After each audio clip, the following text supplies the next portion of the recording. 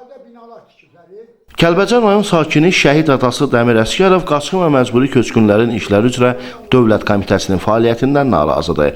83 yaşlı Dəmir kişi deyir ki, doğma el obası olan Kəlbəcər rayonu işğaldan azad olunandan bu günə kimi onu Kəlbəcərə köçürməyiblər. Baxmayaraq ki, Kəlbəcərə dəfələrlə köç olub.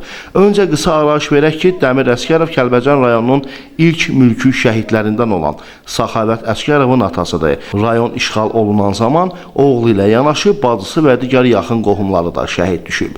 Bugün Kəlbəcər işğaldan azad edilsə də Dəmir kişi doğma el obasına aparılmır.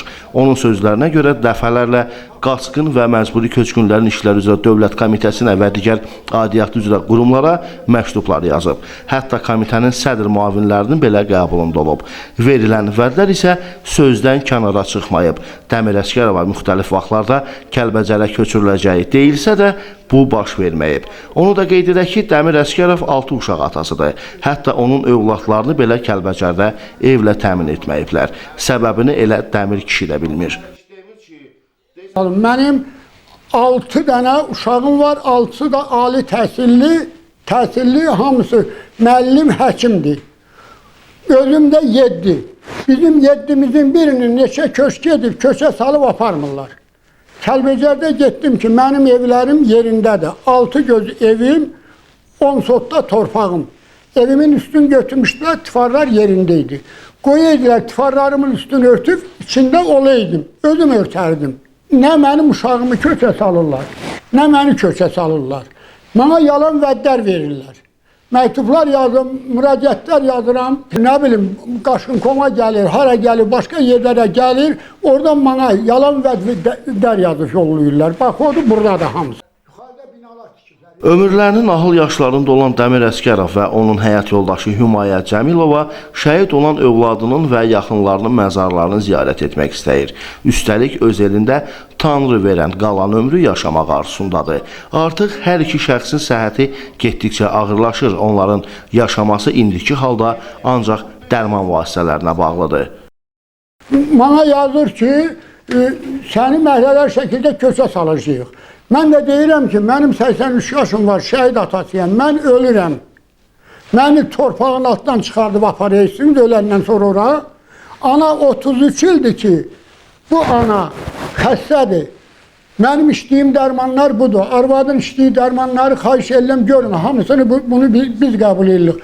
Deyirəm, mən öləndən sonra məni torpağın altından çıxardıb aparıyorsan Kəlbəcərə. Yoldaşımı da həmçinin. Yoldaşım 33 ildir ki, şəhid olan oğlunun erməni məzarını dağıdıb. Kəlbəcər şəhəri qəbirstanlığının içindədir. Lap başdadır onun qəbri. Orada 5 dənə şəhidin qəbri hamısı başdadır, böyrədilər. Ana onun qəbrinin üstünə gedib onun qəbrini görə bilməyib. Və yaxşı, bunların insafları yoxdur ki, ananın oğlu şəhid olub, ana 7 ildir torpaqlar 5 ildir alınıbdır, ana gedib oğlunun qəbrini görmür. Dağılan qəbrini görmür. Mənə indiyana kimi hələ şəhid atasıyam, heç bir yerdən ev verilməyib, yoxlaya da bilərsiniz. Bütün şəhid ailələrinə ev verilir, mənə verilməyib. Qəsəbədən verdilər mənə ev, qadan alım. Yaşaya bilmədim, onu da xahiş edirəm alın. Yaşaya bilmədim qəsəbədən, arvad nə mən xəstə idim. Dövlətin qayda qanunundan, Hasan Xidmətin əli ilə apardım, verdim onlara. Onlar da verdi başqa adama. Məsələ ilə bağlı qaçqın və məcburi köçkünlərin işləri üzrə Dövlət Komitəsindən bildirilib ki, yenidən tikilən Kəlbəcər şəhərinə qayıdışın ilk mərhələsində imtiyazlı şəxs olduğu üçün Dəmir Əsgərovun da müraciətinə baxılıb.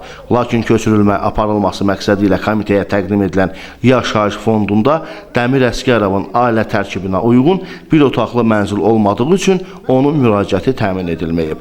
Növbəti köçdə məsələ həllini tapacaq. Qurumdan o da bildirilib ki, işğaldan azad edilmiş ərazilərdəki yeni yaşayış fonduna məxsus mənzillər ilk növbədə şəhid ailələrinin üzvlərinə verilir.